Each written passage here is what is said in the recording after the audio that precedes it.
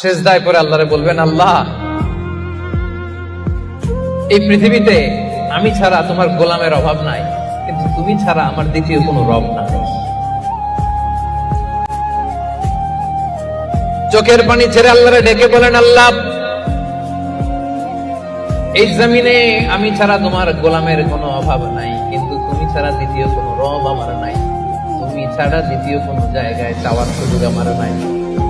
চোখের পানি ছেড়ে আল্লাহরে বলেন, আল্লাহ কোরআনে তুমি শিখিয়েছো ফরিয়াদীদেরকে কেউ যদি চায় ওই ফরিয়াদীদেরকে বারণ করা যায় না, তুমি কেমন করে এই অভাগা ফরিয়াদীকে আজকে ফিরিয়ে দিবা? চোখের পানি ছেড়ে আল্লাহর কাছে চায়, সব তিনি দিয়ে দিতে পারেন। চিল্লায় বলেন ঠিক কিনা?